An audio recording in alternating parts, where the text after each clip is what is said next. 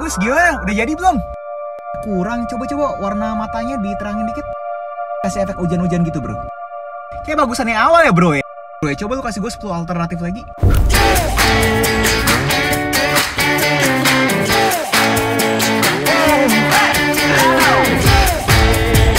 Sebagai pekerja di industri kreatif, kalau dengar kata revisi itu kayak apalagi kalau misalkan rendernya berjam-jam, ketemu pelangi, komputernya error. Pokoknya kita paling anti deh sama yang namanya kata revisi. Sebelum bahas kata revisi, gue mau memperkenalkan ulang kata jasa. Harga kita adalah cost and fee. Fee itu adalah jasa. Gue bahas lebih detail di video ini. Fee atau jasa kita ini dibutuhkan karena klien, brand, atau teman kita ini mempunyai masalah. Di mana mereka berasa jasa kita ini bisa memecahkan masalah mereka. Jadi secara makro, pekerja industri kreatif itu adalah memecahkan masalah, bukan menghasilkan karya. Secara makro ya. Coba kalian pikir, brand A tidak punya traffic. Masalah. Brand A butuh punya konten. Kebutuhan. Brand A butuh jasa orang untuk bikin konten tersebut. Thought exercise-nya begini, bayangkan kalian juga sebagai guru. Kenapa guru? Karena guru sangat diasosiasikan dengan kata jasa.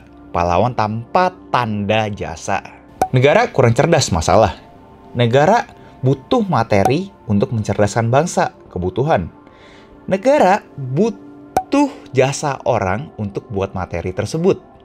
Itu yang harus kita aware, bahwa saat kita terima job, project apapun itu dari klien yang sifatnya komersil, kita itu bukan untuk menghasilkan karya, tapi untuk memecahkan suatu masalah.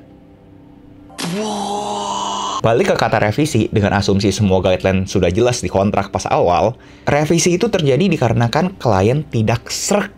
Mereka berasa karya yang kita buat ini belum bisa memecahkan masalahnya mereka. Yang biasa kita ngomong frekuensi atau nadanya nggak cocok.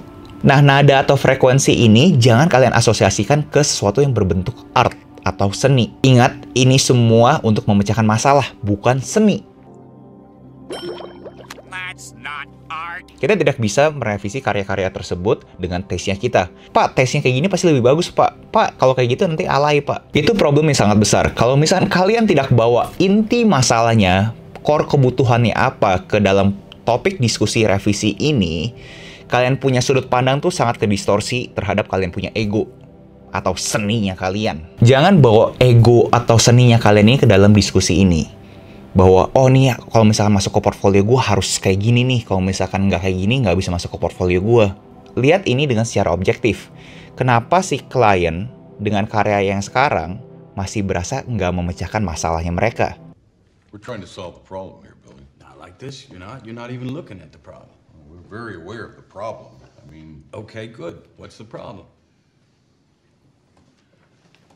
Gue tahu ini sangat susah, apalagi kalau misalnya kita dealing sama klien yang tidak punya background kreatif. Biasanya mereka kalau kasih revisian adalah karya orang lain. Dimana ego kita berkoar lagi kalau ngeliat karya orang lain. Berasa, ini originalnya di mana kalau gitu, nggak otentik gitu loh. Everyone is stupid except me. Seth Godin ngomong, authentic is overrated. Instead of being authentic, we should be consistent. Authenticity is overrated. Authenticity is a trap. Because the last time you were authentic, you were 3 months old, lying in diapers with poop in them, crying. Ever since then, you have done things with intent. You have done things on purpose. What people actually want from you is consistency. Balik ke klien, coba kita aplikasikan empati di mana kita menempatkan diri kita di dirinya mereka. Kenapa sih mereka minta revisi? Apakah buat nyusahin hidup kita? Kalau buat jujur, they don't give about us. Yang mereka pedulikan adalah bisnisnya mereka. Kalau kita pakai sudut pandangnya mereka ngelihat karya kita itu adalah resiko. Dimana resiko mana nih yang paling kecil? Yang memastikan bisnis kita bisa lebih maju. Mereka juga kagak mau kalau misalnya resiko yang terlalu tinggi, karena itu bisa membahayakan mereka punya bisnis. Gue yakin kalian juga kagak mau karya kalian tidak dipakai klien tersebut. Karena itu artinya kalian tidak solve their problem. Anggaplah revisi itu sebagai teman. Again, dengan asumsi mereka tidak eksploitasi kalian ya. Kenapa dijadikan teman? Karena kalian juga punya kepentingan terhadap revisi tersebut. Kalian kagak mau kan portfolio kalian isinya itu perusahaan-perusahaan yang bangkrut. Yang kalian mau adalah mereka pakai karya kalian, abis itu growing. Itu baru portfolio. Dan kalau kalian bener mikir matang-matang, sedih banget gak sih kalian udah dibayar project komersil, tapi karya kalian gak dipakai, di scrap off. Yuk sama-sama ngomong sama gue, revisi itu teman. Revisi itu teman. Kalau kalian masih berasa kurang struck dengan filosofi atau mindsetnya gue ini, coba pikirlah revisi itu sebagai after sales service-nya kalian. Di bisnis itu ada terminologi after sales service, di mana itu adalah service setelah omset, penjualan, pendapatan kalian terjadi. Ini bisa bikin kalian stand out dibandingkan dengan orang-orang yang kekeh maunya tuh kayak gini. Sebelum gue tutup, gue mau terima kasih ke kalian yang udah nonton. Setelah konsisten upload 2 hari sekali dari tanggal 15 Desember, akhirnya gue ada video yang lumayan dapat traction. Video idealis. Ranking 1 secara views dan komen. Buat kalian yang baru di channel ini juga, hai, salam kenal. Moga-moga channel ini beneran bisa solve your specific problem, bukan demi ajang eksistensi tok. Dan gue pengen lebih engage lagi sama kalian. Kalian kalau ada pertanyaan bisa langsung komen di bawah atau DM di IG gue.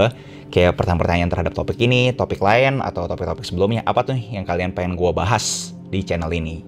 Satu lagi, 50% diskon untuk Lightroom presets gue dan loot gue. Expired di minggu ini. Kalau kalian mau mengubah foto kalian dari sini menjadi ini, link di deskripsi. Itu aja, jangan lupa like, comment, subscribe, share ke teman-teman kalian, bunyikan loncengnya.